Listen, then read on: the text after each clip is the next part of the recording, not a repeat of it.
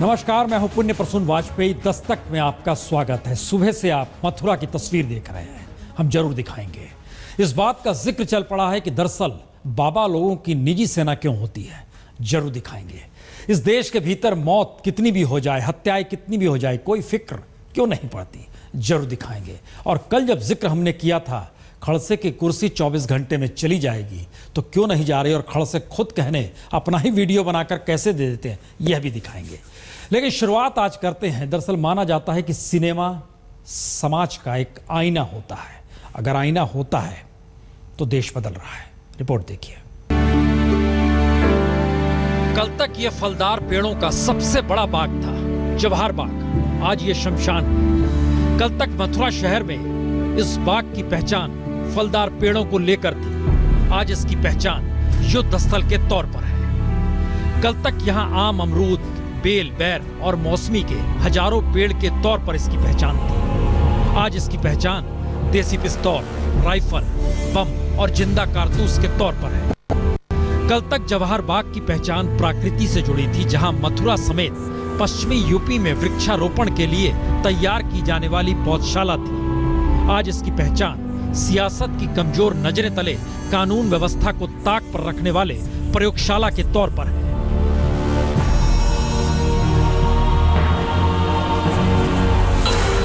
कल तक जवाहर बाग 1954 के उस उद्यान के तौर पर जाना जाता था, जहां अंग्रेजों ने हजारों फलदार पेड़ लगाए, अपनी आरामगाह बनाया। आज जवाहर बाग की पहचान एक ऐसे घटना स्थल के, युद्ध स्थल के बदलने के तौर पर हो गई, जहां 2014 के बाद से 3 दिन तक कोई भी विरोध प्रदर्शन कर धरना दे सकता था। लेकिन जवाहर बाग को ही कब्जे में कर फलों की जगह हथियार उगने लगे। यह पहचान नायाब थी, लेकिन बन गई।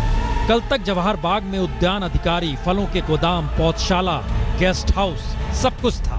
फलों से हर बरस 6 से 7 लाख की कमाई भी थी। लेकिन आज जवाहर बाग की पहचान अवैध तरीके से कब्जा कर खुद को आजाद हिंद फौज का आदर्श मानकर निजी सेना के जरिए कानून व्यवस्था को ठेंगा दिखाते हुए करोड़ों की उगाही थी। और इन सब की नींव 2 बरस पहले जवाहर बाग को धरना स्थल में बदलने के प्रशासन के फैसले के बाद से पड़ी, जिसके बाद 15 मार्च 2014 की शाम 5 बजे 4000 लोग यहां आए। सबके हाथ में डंडे थे, झंडे थे। उनका कहना था उन्हें प्रशासन से 2 दिन के पड़ाव की अनुमति मिली है। बाद में ये पड़ाव धरने में बदला और धीरे धीरे धरना ही कब्जे करने वाले स्थल में बदला। और कब्जा आजाद हिंद फौज के दफ्तर के साए में अवैध धंधों का, जिसने सब कुछ उजाड़ दिया। पेड़ काटे, पेड़ सूख गए, ट्यूबवेल बाजार में बिक गया, गोदामों में झंडे, डंडे और हथियार रखे जाने लगे।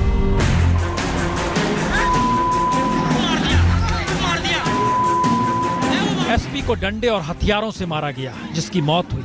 एसओ को गोली लगी, जिसकी मौत हुई। 11 लोग झोपड़ियों में लगी आग में झुलसे, तो 11 लोग मुठभेड़ में मारे गए। 124 लोगों को गिरफ्तार किया गया, 196 लोगों को हिरासत में लिया गया, 116 महिलाओं को सीआरपीसी की धारा 151 के तहत गिरफ्तार किया गया। यानी एक ऐसा बाग उजड़ा जहां बहारें कब लौटेंगी कोई नहीं जानता। लेकिन सियासत की बहार राजनीतिक तानेबाने के साथ लौट चली है। राज्य में अगले बरस ही चुनाव है, तो किसी को कानून व्यवस्था तले सब कुछ उजड़ता दिखाई दे रहा है, तो किसी को अवैध कब्जे तले वोट बैंक। किसी को लग रहा है कि दरअसल यह सब यूपी की पहचान है, तो किसी को लग रहा है जानबूझकर पहचान बनाई गई। और किसी को लग रहा है अदालत ना होती तो शायद कुछ ना होता। और किसी को लग रहा है कि अदालत होने के बावजूद भी वर्दी काम नहीं की। और इन सब के बीच राज्य के सीएम मथुरा नहीं पहुंचे, 24 घंटे बाद भी नहीं पहुंचे, लेकिन बाराबंकी से दुख जताकर लखनऊ लौट गए। और मथुरा की सांसद मुंबई के मडलैंड में शूटिंग की तस्वीरों में व्यस्त रही, ट्वीट करती रही, लेकिन बाद में पछताई तो कुछ इस तरीके से बोली। लेकिन ये जब ये इस बात का मालूम पड़ा तो मैं सब छोड़ के मैं आई हूँ, सारा शूटिंग कैंसिल करके आई हूँ। क्या कहें, जिन्हें नाज है हिंद के वो कहाँ हैं। दरअसल इस देश के भीतर बाबाओं की एक अपनी फौज हो चली है। फेरिस्त देखिए, सिर्फ मथुरा के दायरे में ना देखिए, कटघरा बड़ा कीजिए, कई बाबा इसमें समा जाएंगे। जरा इस रिपोर्ट को देखिए। किसी के पास 25 लाख, किसी के पास 10 लाख, किसी के पास 20 लाख, किसी के पास 1 करोड़, तो जय गुरुदेव के पास 2 करोड़। जी, देश के चंद नामी कथित आध्यात्मिक बाबाओं के भक्तों की संख्या लगभग इतनी ही है। वो भक्त जो अपने गुरु की बात को न केवल सुनते हैं बल्कि आदेश का अमूमन आंख मूंद कर पालन भी करते हैं, चाहे कानून व्यवस्था ताक पर रखने की जरूरत को न पड़ जाए। लेकिन सवाल भक्तों का नहीं, बाबाओं की इसी निजी सेना का है, क्योंकि आसाराम से लेकर संत रामपाल तक और गुरु राम रहीम से लेकर आशुतोष महाराज तक अपनी निजी सेना सक्रिय रही है, इनकार कोई नहीं कर सकता। और जय गुरुदेव भले इस दुनिया में नहीं, लेकिन उनके भक्तों की कट्टर सेना पहले भी थी और मथुरा के जवाहर बाग में हुई आगजनी और फायरिंग ने तो इसकी तस्दीक भी कर दी।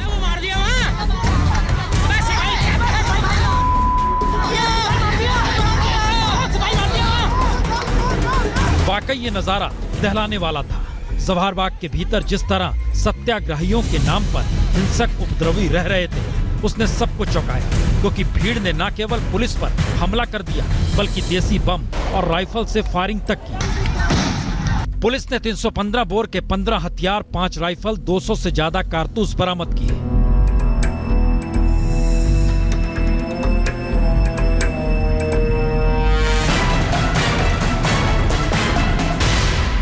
करके अभी तक हमने 47 कट्टे और 6 राइफलें और 178 जिंदा कारतूस बरामद किए हैं। यानी अध्यात्म का पाठ पढ़ाने वाले बाबाओं के भक्तों का अलग रूप, लेकिन मुद्दा सिर्फ मथुरा की फायरिंग का नहीं।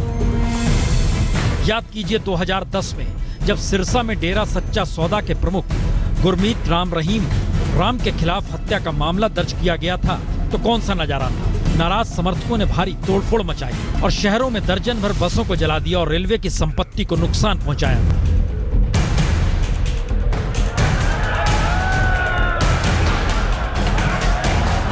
और ये नजारा 2014 का है। 2014 में संत रामपाल की निजी सेना ने तो पुलिस के दांत खट्टे कर दिए। संत रामपाल के आश्रम के चारों तरफ निजी सेना ने ऐसा घेरा बना लिया था कि पुलिस के आश्रम में घुसने में पसीने छूट गए।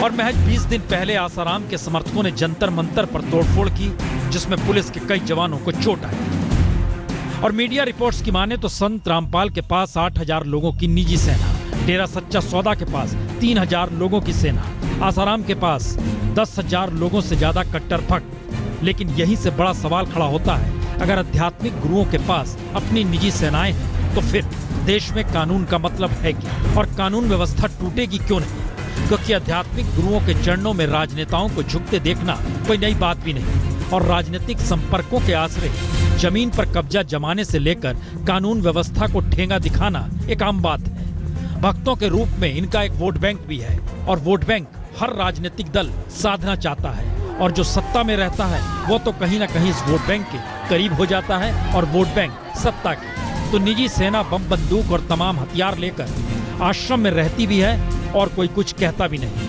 क्योंकि वह अध्यात्म है, गुरु की रक्षा है।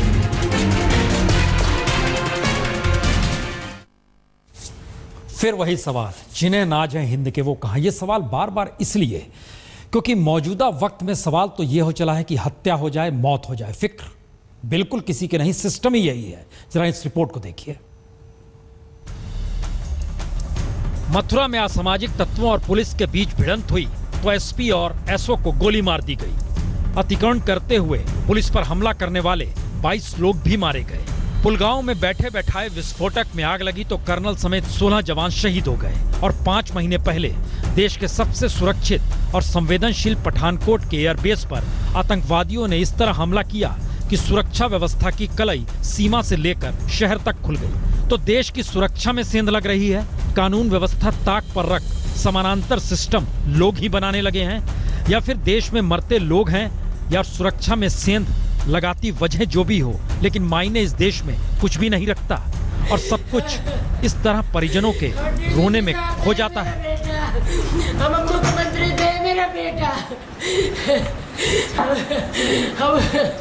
हम मुख्यमंत्री मेरा बेटा ला के दे दे, मुझे पैसे नहीं। मेरे बच्चों के पापा जी, मेरे छोटे छोटे पोते हैं, बताओ हम दोनों आदमी बुढ़े